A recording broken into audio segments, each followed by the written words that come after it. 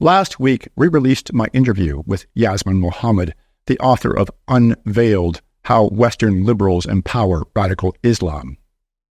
Then in last week's news report, I told you that our government is allowing potential terrorists from the Gaza Strip to move to our country without even a cursory background check, leaving what should be their responsibility up to the Israeli government.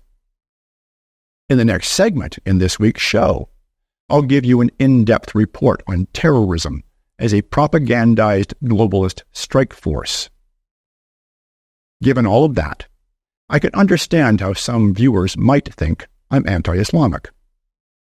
While I have been careful to refer to the people being discussed as radical Islamists or terrorists, and hoped it was clear that I was in no way referring to Muslims in general, it is possible I was not clear enough.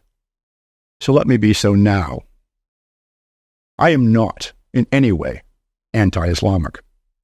I've had a number of Muslim friends over the course of my life, and they were, without exception, good and decent people.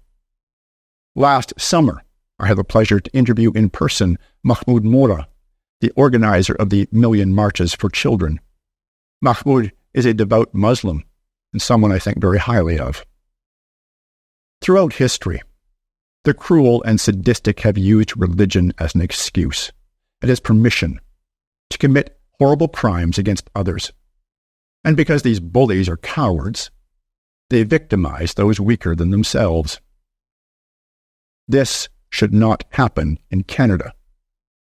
Despite the corruption infesting our current government, we, as Canadians, should stand for justice. We should protect the weak, not turn a blind eye to what is happening within our very own borders. And I know that many of you agree. When I contacted Yasmin to invite her to the interview, I told her that the vast majority of Canadians are decent people who will be outraged by her story.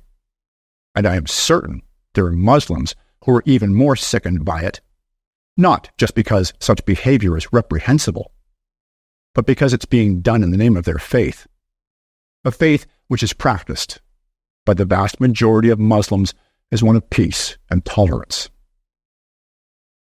But Canadians can't do anything about these injustices if they don't know about them.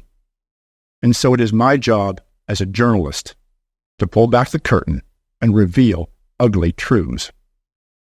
I myself do not even see this as an issue of religion. It's not about Islam. It's about domestic abuse, terrorism, and a twisting of faith as an excuse for hatred, sadism, and murder. And those are things that none of us should tolerate, and certainly not in our country.